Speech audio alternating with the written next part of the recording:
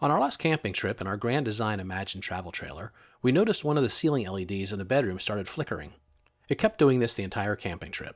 Eventually, the light went totally dim. Time to replace. These lights are held in the ceiling by clamping springs on the back side of the light that hold the light tightly against the wood. It almost feels like a mousetrap just waiting to spring closed on your fingers. I carefully removed the light from the ceiling by grabbing the light edges and pulling down slightly until I could locate one of the clamping springs. Once I found the spring, I pushed the spring upwards so I could pull that side of the light out of the ceiling. Once half the light was removed, the other half with the other spring came right out. This light was connected to both the light switch and to the other lights in the bedroom ceiling by 2 wires connected by wire crimps. On the back of the light, the part number was RVR3HN-35. Grand Design had these on their website listed as light interior 3-inch with lens and spring clip, with their part number being 420657. The comment on their website about parts can be purchased directly through a Grand Design RV dealer near me threw me off a bit. I guess I'm just used to instant gratification through Amazon. Trying to get in touch with a dealer seemed like a hassle.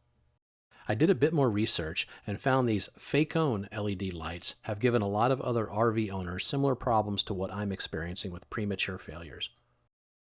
I thought LED lights were supposed to last a long time. Even in my home, I've started having problems with LED lights I just installed a couple years ago. I could not find an exact part number replacement on Amazon. Amazon seems to only have RVR3HMH40 and RVR3HMH34, which those last 2 digits, the 40 and 34, seem to indicate the warmth. The original Grand Design light had a 35 for the last 2 digits, so that would indicate it was a 3500K warmth. For $19 for 2, I figured I'd give the 34K warm one on Amazon a try. Maybe it will not be too noticeable. The pair of new LED replacement lights arrived, and aesthetically they look identical to the current lights in the RV. Rather than recrimping the wires that I'm going to cut, I'm going to use these Wago wire connectors. These are a modern day replacement for wire nuts.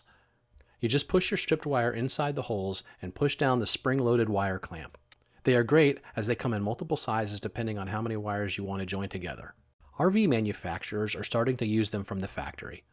Also, other people are reporting great success when using them when making electrical modifications. I cut out the original crimp connections in the ceiling using wire cutters. Then I stripped each of the 4 wires, and then I put the 2 white wires in my second Wago connector. Next, I put the 2 black wires in my first Wago connector.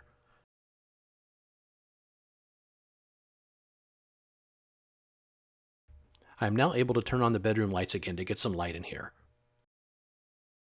I then inserted the new light's black wire into the 3rd hole of the Wago connector with the other black wires. And I repeated this for the white wires. I then pushed all the wires into the hole and reinstalled the light by putting the first half of the light into the hole and then pushing the spring up into the ceiling where both springs would grab the back side of the ceiling to pull the light tightly into place. Right away, I noticed this new light was noticeably warmer than the others, which might be hard to see in this video. Also, the shape of the LEDs inside the light seemed to be slightly different if you look closely, like the old ones filled the dome a bit more than the new ones. Anyway, to be safe, I had my wife inspect and she agreed. Since my replacement light from Amazon came in a pack of 2, I decided to replace the other working ceiling light on the same side of the bedroom, so the difference is less noticeable. I repeated the same process of pulling the spring-loaded light out of the ceiling, clipping the existing wires, stripping the wires, inserting them into the Wago connectors, connecting the replacement light, and jamming it all back up into the ceiling. Now, both lights on that side of the bedroom have a slightly warmer color. I actually prefer the slightly warmer color, especially in an RV. It feels more like candlelight. The brighter white original ones remind me of a medical office. As more of these lights burn out, I'll continue to replace them with more of a matching warmer color. After comparing the 2 lights I took out of the RV, one had failed and one was still good. I noticed the sticker on the one that failed looked a bit more orange compared to the white sticker on the one that was still working. I'm not sure if the orange color came because this failed one got too hot or it's an older LED that was reused from the factory. I hope this video will help you if you ever need to change your RV ceiling lights. Please subscribe to get notified when I post more RV and DIY tips and tricks like this in the future. Also, check out my channel for other videos like this. Thanks for watching.